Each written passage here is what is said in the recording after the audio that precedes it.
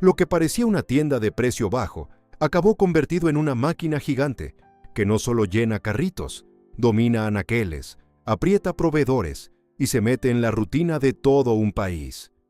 En México hay marcas que se anuncian y luego están las marcas que se instalan.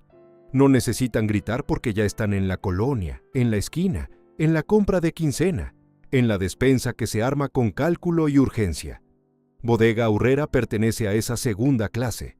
Para millones de familias no es una historia de marketing.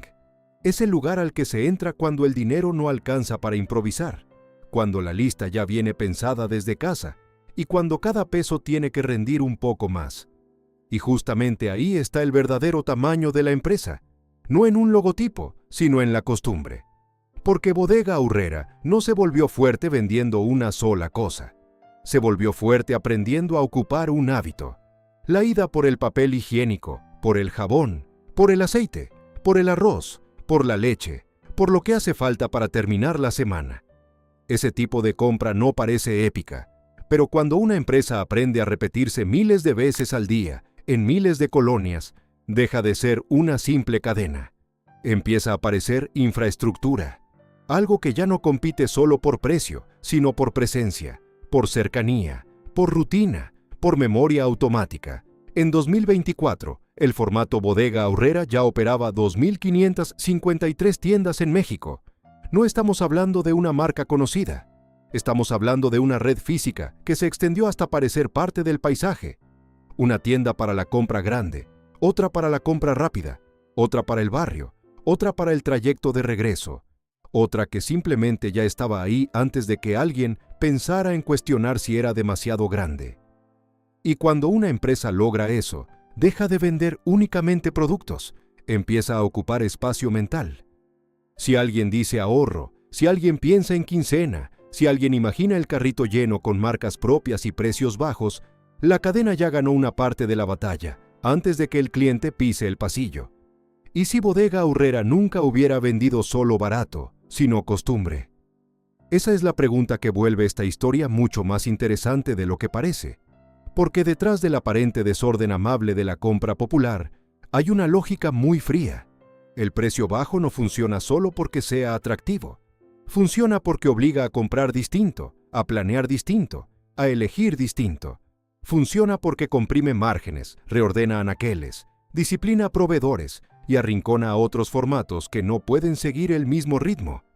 Lo que el cliente ve como alivio, la competencia puede verlo como presión. Y lo que la competencia ve como presión, el barrio lo siente como transformación. La imagen pública de Bodega Aurrera parece sencilla. Una tienda accesible, un discurso de ahorro, un personaje como Mamá Lucha peleando por el precio. Pero debajo de esa capa hay algo mucho más serio. La conversión de la compra cotidiana en un territorio industrial. Rutas, bodegas, centros de distribución, negociación con proveedores, surtido, expansión de formatos, control de ticket, lectura de tráfico, capacidad de abrir punto tras punto, hasta que la red deja de parecer crecimiento y empieza a parecer ocupación. Por eso esta no va a ser una historia de nostalgia comercial. No vamos a contar una empresa querida por costumbre, ni una marca cercana porque sale en la tele. Vamos a contar cómo una idea de precio bajo nacida en México terminó convertida en una estructura lo bastante fuerte como para meterse en la rutina de un país entero y lo bastante grande como para que el regulador empezara a verla de otro modo. Porque cuando una cadena se vuelve demasiado extensa, demasiado útil y demasiado presente, ya no se habla solo de ahorro, se habla de poder. Y lo más interesante es que el inicio no tuvo nada de inevitable. No empezó con miles de tiendas, ni con una red continental, ni con la sombra de Walmart detrás. Empezó con alguien que entendió una cosa muy simple. Vender barato no era una promoción, era una forma de guerra. Y en una economía donde la gente compara, ajusta, recorta y decide con el bolsillo apretado, ese tipo de guerra puede cambiar más que un negocio. Puede cambiar la forma en que un país entero compra. Antes de llenar medio México, alguien entendió que vender barato también podía ser una forma de poder. Jerónimo Arango no empezó con la idea de construir un símbolo popular. Empezó viendo una oportunidad brutalmente simple. En 1958, después de observar en Nueva York el empuje del descuento masivo, entendió que en México la modernización del comercio no tenía por qué llegar por el lujo, la experiencia o el prestigio. Podía llegar por la reducción de precio, por volumen, por velocidad, por quitarle solemnidad a la tienda y reemplazarla por una lógica más seca, vender mucho, ganar poco por pieza y dejar que el flujo haga el resto. Eso parece obvio hoy, pero no lo era entonces. El comercio tradicional mexicano estaba apoyado en otras formas de relación: cercanía, fiado, trato, mostrador, hábito barrial, familiaridad con el tendero. Arango y sus hermanos vieron otra cosa. Vieron una clientela lista para cambiar parte de esa relación por una promesa más cruda: pagar menos. Y esa promesa tenía una fuerza enorme, porque no apelaba a la aspiración, sino a la necesidad. En una economía donde el dinero se medía semana a semana y quincena a quincena, el precio podía convertirse en mensaje, estrategia y arma. ¿De verdad una idea tan simple podía cambiar el comercio de un país? Sí, pero solo si se ejecutaba con disciplina. Lo que empezó como Aurrerá no fue un gesto romántico. Fue una organización del ahorro. Pasillos menos elegantes, decisiones más frías, presión sobre costos, márgenes recortados, surtido pensado para rotar. El cliente no tenía por qué salir enamorado. Bastaba con que saliera convencido de haber cuidado su dinero mejor que en otra parte. Esa sensación, repetida durante años, vale más que muchas campañas de imagen. Jerónimo Arango no construyó esto solo como una aventura familiar. Lo hizo con la mentalidad de alguien que quería mover un mercado. Sus hermanos, Manuel y Plácido, formaron parte de esa maquinaria inicial, que entendió que el comercio masivo no se gana solo con tiendas bonitas ni con grandes discursos, sino con logística, insistencia y una lectura exacta del bolsillo popular. Aurrerá fue creciendo sobre esa intuición. Una parte enorme de México no necesitaba lujo, necesitaba rendimiento. Con el tiempo, esa lógica se volvería casi invisible de tan cotidiana. Pero al principio era una ruptura, porque vender barato no solo atrae clientes, también obliga a toda la estructura a funcionar distinto. Obliga a comprar distinto, a negociar distinto, a ordenar distinto. Obliga a tener nervio para aguantar márgenes pequeños, mientras el volumen todavía no compensa. Y obliga a creer que el consumidor regresará no por cariño, sino por conveniencia. Ahí estaba la semilla de todo. No en una visión sentimental del comercio nacional, sino en una lectura muy fría del comportamiento humano. Si logras que el cliente sienta que ahí su dinero vale un poco más, volverá. Y si vuelve lo suficiente, la tienda deja de ser una opción. Se vuelve reflejo. El gran movimiento de Aurrerá no fue abrir un negocio. Fue entender antes que otros que el ahorro podía organizar lealtades tan fuertes como la tradición. Ese fue el primer golpe. No una gran torre, no una gigantesca bodega, no una cadena extendida por todo el mapa. Solo una idea sencilla, casi brutal: quitarle glamour a la compra y darle al cliente una razón práctica para elegir. A partir de ahí, el resto ya no dependía de un discurso. Dependía de repetir la fórmula mejor que nadie. El precio bajo no era un detalle, era el arma. Aurrerá no creció porque el mercado mexicano pidiera amablemente una nueva opción. Creció porque encontró una forma de pelear. Y en el comercio, pelear no siempre significa gritar más fuerte. A veces significa bajar un poco más el precio, mover más rápido el producto, apretar más la negociación y acostumbrar al cliente a que cualquier otra tienda empiece a parecer cara. Ese tipo de guerra no deja humo ni ruinas visibles, pero sí reordena barrios, hábitos y expectativas. Durante mucho tiempo, el pequeño comercio había vivido de otra clase de poder: cercanía, crédito informal, hábito, confianza. Aurrerá apareció con otra lógica: menos conversación, más volumen, menos margen, más rotación, menos ceremonia, más golpe al ticket, y lo importante es que esto no se quedaba en la tienda. Una vez que el cliente prueba que una compra completa puede salir un poco más barata, la comparación empieza a trabajar sola. El precio se convierte en un rumor que corre más rápido que la publicidad. ¿Quién gana primero un mercado? ¿El que vende mejor o el que vende más barato? La respuesta no siempre es bonita, pero suele ser clara. El que vende más barato obliga a todos a moverse, obliga al cliente a cambiar de ruta, obliga al competidor a justificar sus precios, obliga al proveedor a renegociar, obliga incluso a la idea misma de comprar a volverse menos emocional y más táctica. Si el gasto está apretado, la gente no le da vueltas a la teoría del retail, solo recuerda dónde le rinde más. Ahí fue donde Aurrerá entendió que podía dejar de ser una empresa con buenas intenciones para convertirse en una estructura con dientes. El discurso del ahorro parecía amable, pero la lógica interna era dura. Si querías sostener precios bajos de manera consistente, necesitabas una disciplina operacional feroz, mejor control de inventario, mejor surtido, mejor poder de compra, mejor lectura del consumo y, sobre todo, más escala. Porque un descuento aislado puede ser promoción. Un descuento repetido durante años necesita sistema. Ese sistema no se construye sin consecuencias. Cada vez que una empresa aprende a vivir del precio bajo, no solo atrae clientes, empieza a determinar el tono del mercado alrededor.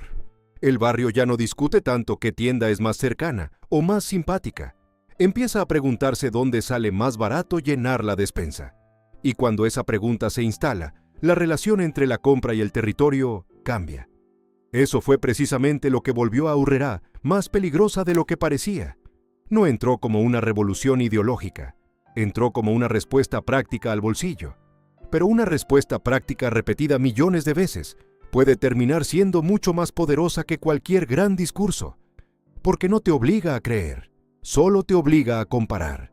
Y una vez que la comparación empieza a favorecer siempre al mismo formato, la balanza se inclina sin hacer mucho ruido.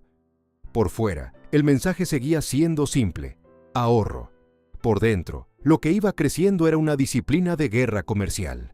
La empresa todavía no era el monstruo de años después, pero ya estaba aprendiendo el movimiento clave. No basta con vender. Hay que volver incómodo todo lo que compita contigo. Esa es la parte que muchas veces se esconde detrás del color de la marca, de la iconografía popular o de la simpatía del formato. Porque las cadenas no se vuelven inmensas siendo amables, se vuelven inmensas siendo metódicas. Bodega Aurrerá no tomó México de golpe, se metió tienda por tienda, colonia por colonia. Ese es el detalle que vuelve su crecimiento más difícil de ver y al mismo tiempo más profundo. No fue una invasión cinematográfica, no fue un gran momento de coronación. Fue algo más callado y más eficaz. Una tienda aquí, otra allá, una ruta nueva, una colonia que se acostumbra, un anaquel que ya no cambia, un carrito que una familia empieza a llenar cada 15 días en el mismo lugar. Así se ocupan territorios cuando el negocio no depende de impresionar, sino de repetirse. La compra popular en México tiene una geografía propia. La colonia, la esquina, la tiendita, el mercado, la compra del día, la compra de quincena, la salida del trabajo, la ida rápida por lo que faltó, la lista que se arma con lo necesario y un poco de margen para ver si alcanza algo más. Bodega Aurrerá aprendió a leer esa geografía y a meterse dentro de ella, no como una gran idea abstracta, sino como rutina. Ahí está el verdadero poder, no cuando el cliente te admira, sino cuando te incorpora. ¿Quién ocupa de verdad un país? ¿El que sale en la tele o el que está en cada colonia? La respuesta vuelve a ser incómoda, porque la tele crea fama, pero la colonia crea hábito. Y las empresas que entienden eso dejan de competir por imagen para competir por presencia. Bodega Aurrerá fue perfeccionando precisamente esa lógica. El cliente no tenía que verla como una experiencia. Bastaba con verla como el sitio al que había que ir, el lugar donde la despensa salía, el lugar donde el ticket rendía un poco más, el lugar donde la ruta de compra ya estaba resuelta. Por eso el formato bodega fue tan útil, porque no pretendía ser elegante, pretendía ser funcional. El nombre mismo bajaba la expectativa y reforzaba la promesa. No te estaba invitando a un espacio aspiracional, te estaba ofreciendo una relación directa con el precio. Y para millones de familias, eso valía más que cualquier sofisticación. La bodega no tenía que seducir, tenía que resolver. En esa lógica, el anaquel se vuelve campo de batalla. Lo que entra, lo que sale, lo que se impulsa, lo que se acomoda a la altura de los ojos, lo que se mete junto a la caja, lo que va en la compra grande y lo que se queda para la reposición. La tienda popular no es un espacio neutro, es una coreografía. Y cuando una empresa domina esa coreografía en miles de puntos, empieza a aparecer no una cadena, sino una forma de organizar el consumo. Aquí también aparece una de las claves mexicanas de la historia, la quincena. Hay países donde el consumo masivo puede contarse desde el crédito, el gran ticket aspiracional o la gran compra suburbana. En México, una parte enorme de la historia se siente en otro ritmo. El sueldo que entra, la lista que se ajusta, la compra que se estira, la familia que decide qué sí y qué no. Bodega Aurrera creció alineándose con ese pulso. No con una fantasía de abundancia, sino con la administración concreta del dinero. Y ahí es donde la cadena deja de ser solo retail. Se convierte en una forma de ocupar la vida diaria. No por prestigio, no por glamour, no por deseo de pertenecer, sino por repetición útil. Esa es una de las formas de poder más fuertes que existen. Cuando la gente no discute si irá, sino cuándo irá. Cuando la tienda se vuelve una extensión de la lógica doméstica. Cuando el mapa del barrio ya la incluye como si siempre hubiera estado ahí. Esa ocupación lenta fue más importante que cualquier expansión ruidosa, porque preparó el terreno para algo mayor. La empresa que había aprendido a meterse en la colonia mexicana estaba a punto de entrar en una etapa donde la vieja idea local de descuento ya no sería suficiente. Iba a necesitar otra escala, otro músculo y otra clase de estructura detrás. Llegó un punto en que esto ya no era solo una tienda mexicana, era el esqueleto de algo mucho más grande. Durante años, Aurrera había crecido como una solución nacional. Vender barato, rotar rápido, agarrarse a la necesidad cotidiana. Pero los negocios que dominan un país entero acaban enfrentándose a una pregunta difícil. ¿Qué pasa cuando la lógica que te hizo grande ya no cabe dentro de la forma en que empezaste? Ahí es donde la historia deja de ser local y empieza a convertirse en estructura. El nombre Arango seguía siendo importante, porque la intuición original era mexicana y el éxito también. Pero el mercado ya estaba empujando hacia otro tipo de músculo. Más capital, más sistemas, más tecnología, más integración, más negociación de escala, más control. La tienda de descuento seguía siendo reconocible para el cliente, pero por debajo la complejidad iba creciendo. Ya no bastaba con abrir puntos y mantener precios. Había que operar una red cada vez más pesada, sin perder la promesa básica del ahorro. ¿Qué pasa cuando una idea local cae dentro de una máquina mucho más grande? Eso fue lo que empezó a cambiar la historia. El paso por Grupo Cifra y luego la asociación creciente con Walmart no significaron simplemente un cambio de dueño, significaron una mutación. La vieja lógica de descuento mexicano se conectó con una maquinaria internacional, obsesionada con la escala, la eficiencia, la lectura de datos, la estandarización y el poder de negociación. Para el cliente, la tienda seguía siendo la tienda, pero detrás, el esqueleto ya era otro. Ese tipo de transformación es peligrosa porque casi nunca se siente de inmediato. No llega como una demolición visible, llega como una acumulación de capacidad, un mejor centro de distribución, una mejor compra consolidada, un sistema más duro para surtir, medir, mover y controlar. Poco a poco, el formato que parecía popular y hasta improvisado se vuelve parte de una disciplina mucho más exacta. Y ahí es donde el precio bajo deja de parecer una simple virtud comercial y empieza a verse como resultado de una estructura enorme. La gran ventaja de esa nueva etapa era obvia. Músculo. La gran desventaja también. Cuando una red local entra en una lógica de escala internacional, la presión sobre todo el sistema aumenta. Sobre las aperturas, sobre los márgenes, sobre el proveedor, sobre la estandarización de la experiencia, sobre la expectativa de crecimiento continuo. Lo local no desaparece, pero queda subordinado. Se conserva la cercanía del formato, mientras por debajo trabaja una máquina que piensa cada vez menos en barrio y cada vez más en volumen. Ese fue el momento en que Bodega Aurrera dejó de ser únicamente una historia de astucia mexicana para convertirse en algo más complejo. Ya no era solo la tienda que había aprendido a leer a la colonia, era la puerta de entrada de una lógica más grande en el corazón de la compra popular. Y eso explica muchas de las contradicciones posteriores. Cómo una marca puede parecer cercana y al mismo tiempo formar parte de una estructura que empieza a volverse demasiado grande para pasar desapercibida. Lo que seguía viéndose como ahorro en el piso de venta empezaba a ser, en el nivel de arriba, una pieza de una máquina mucho más ambiciosa. Y cuando una pieza funciona demasiado bien, la empresa no la conserva, la multiplica. El día que Bodega Aurrera dejó de parecer una cadena y empezó a parecer infraestructura. Hay un punto en el crecimiento de una empresa en que abrir más tiendas ya no se siente como expansión, se siente como ocupación del territorio. Bodega Aurrera llegó a ese punto cuando dejó de ser una presencia fuerte para convertirse en una presencia obvia. No una marca que encuentras, una marca que asumes. La ves en la salida de la carretera, en la entrada de la colonia, en la zona donde antes había un terreno vacío, en el municipio donde hace unos años todavía parecía que el formato no iba a llegar. Para 2024, el formato ya operaba 2.553 tiendas en México. Y eso no es un dato de relaciones públicas.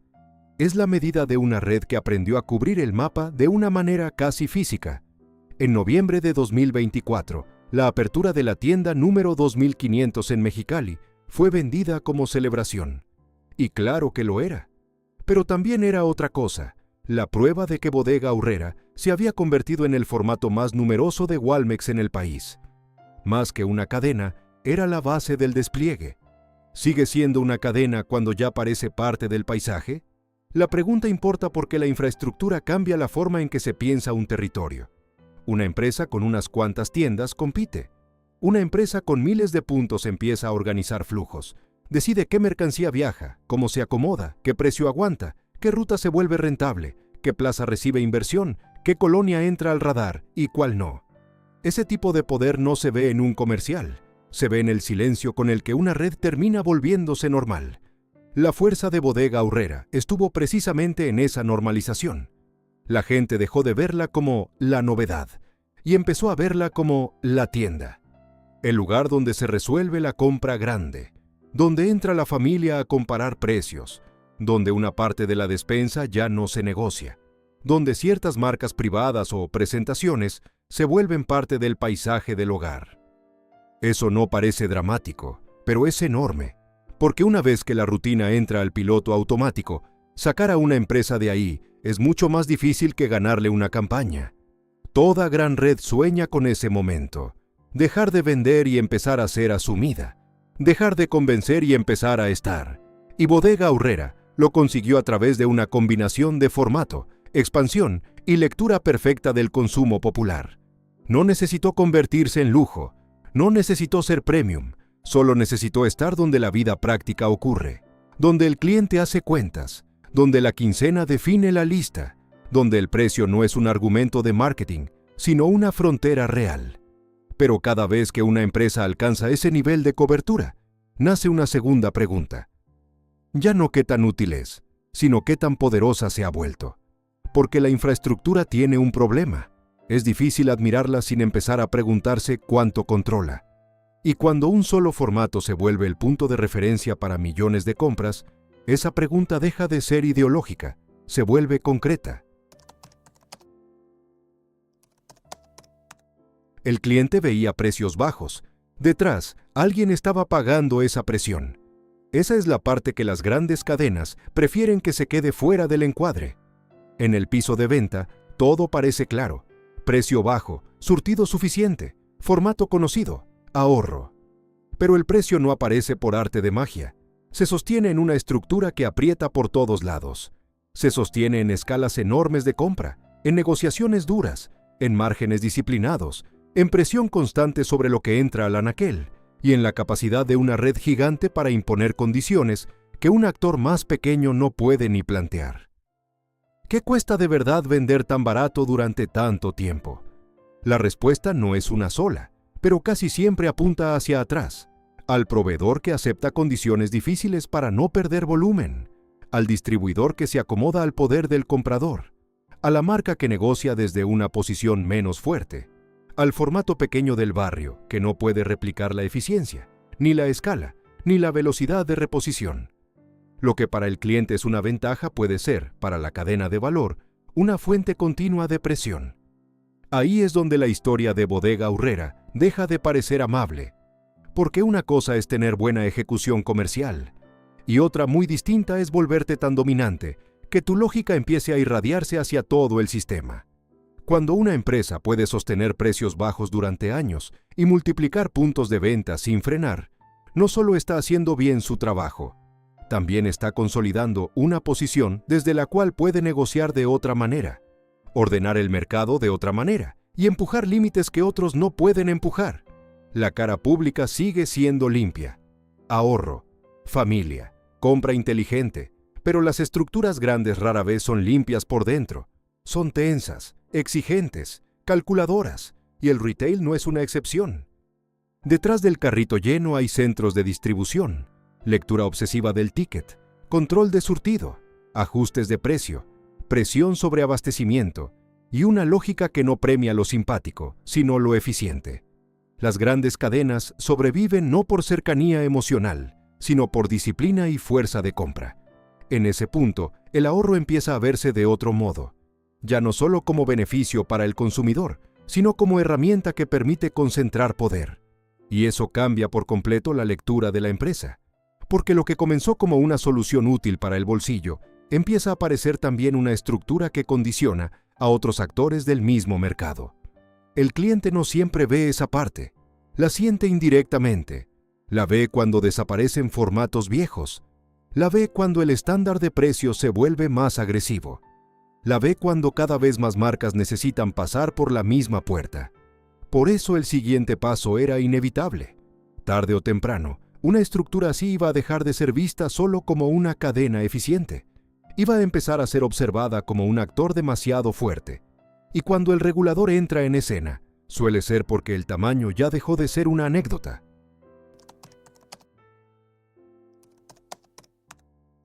Las empresas dejan de parecer inocentes cuando ya son demasiado grandes para pasar desapercibidas. Durante años, Bodega Aurrera pudo apoyarse en una percepción poderosa: la tienda del ahorro, la compra inteligente, la solución para el bolsillo.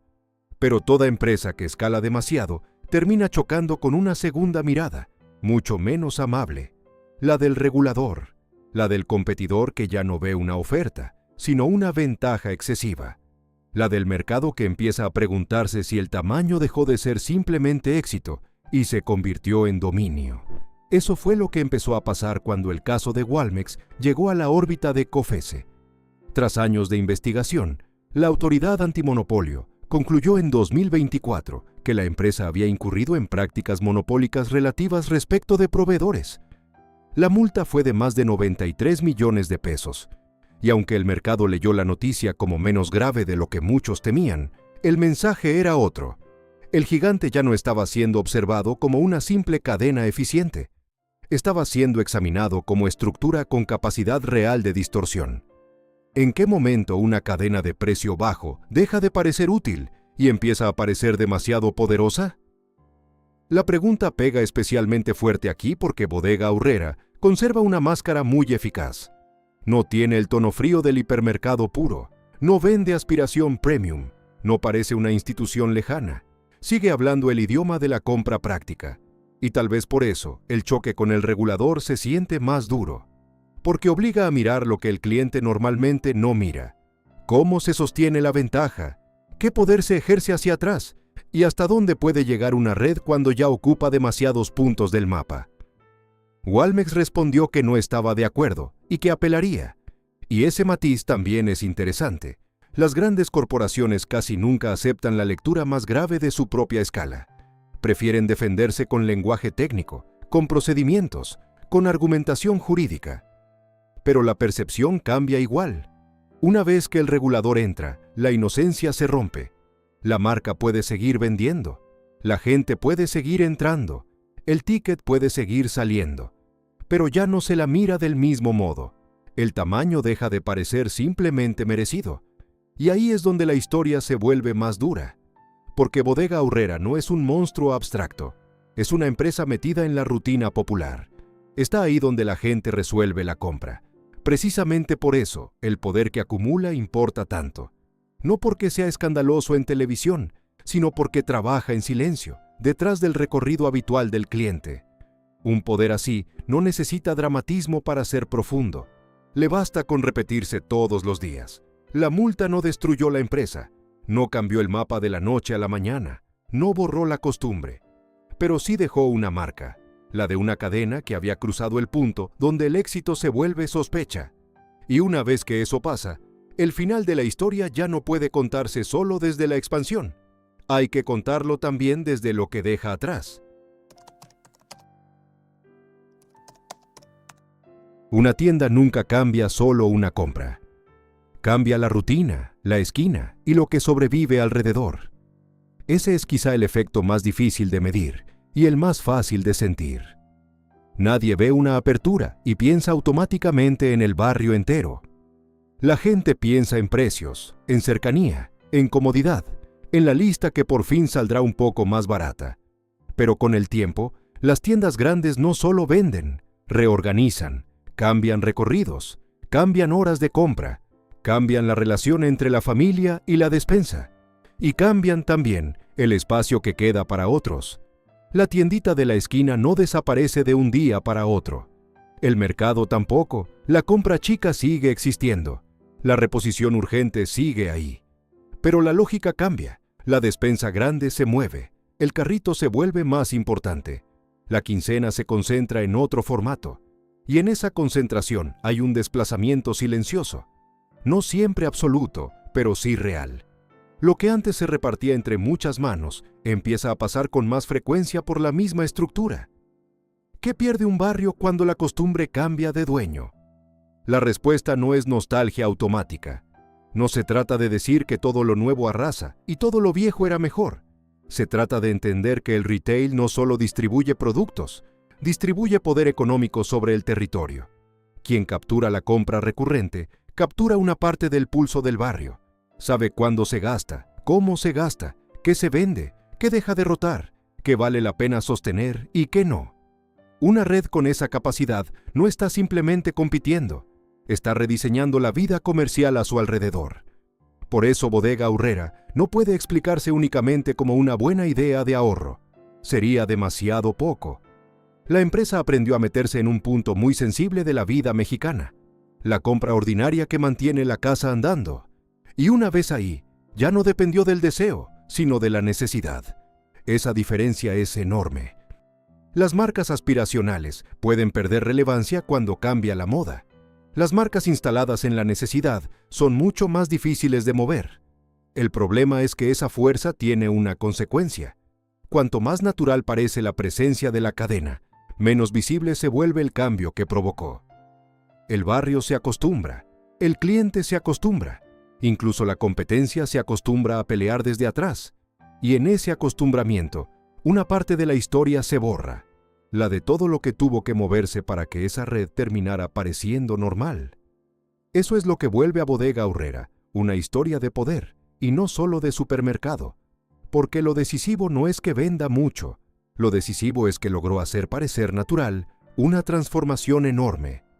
La de un país que aprende a comprar bajo una lógica cada vez más concentrada, más disciplinada y más dependiente de una misma red de precio bajo.